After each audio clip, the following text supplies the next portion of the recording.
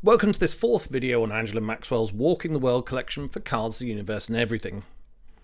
So you went from Mongolia to Turkey. I'm a bit intrigued by that decision. How did that come about?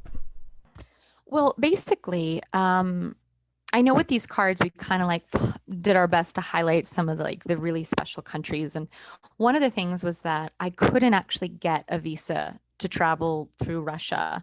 And so I ended up actually starting that next leg in Tbilisi, Georgia. And then I walked to the coast of Batumi.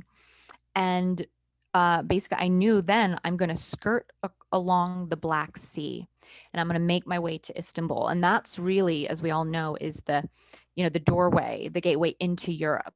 And I was like, I don't know which way if I'm just going to keep going. Do I go into Greece? I'm not sure. And again, that's one of the things I loved was I could change my mind. I could, it's people I meet along the way and say, oh, this is a great place to go. So I entered Turkey right on the border of Georgia into Turkey and ended up skirting all along the Black Sea until I reached, and then kind of headed kind of like southwest into Istanbul. As we talked about previously, did you experience any forms of personal generosity while you were traveling through Turkey?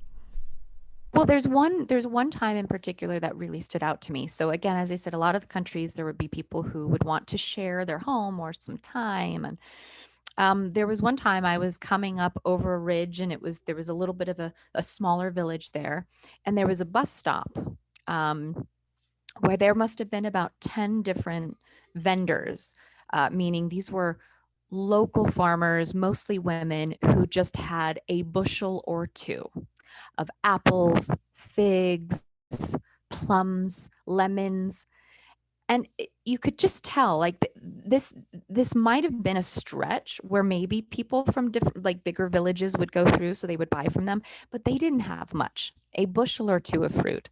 They had no idea what I was doing, where I was from. None of them spoke English as far as I knew in my short interaction. But as I was rising up, getting close to that bus stop, about five different women picked a handful of their fruit and laid it on my cart. And I was sitting there thinking, oh, and I had that nervousness as we all have, like, oh, am I supposed to pay you? Is this like, is it being a little pushy? And it was like, no, no, no, no. Like, it's a gift. It's a gift. Like from one woman, and granted, a lot of them were elderly women. And so we're talking, they don't have probably as much internet and things like that. No idea what I was up to. Here's this food for your journey.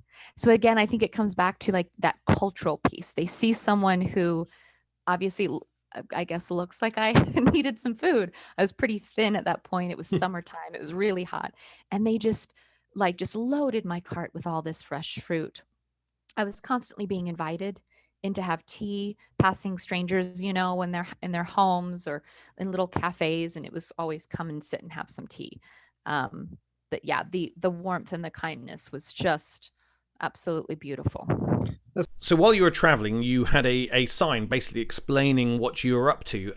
Did that actually have any kind of impact as people passed you on the road? Yeah, and I also, that was it, just when I got to places like Mongolia, even Georgia and Turkey, I started actually covering the sign because I didn't want anything to be misconstrued, that it looked political, especially those who didn't know English. I Mhm. just didn't, there was no need, these weren't people who were going to go get on their cell phones and look at my website. So I got to the point that I covered it up um, because it didn't have that same effect in some of those countries.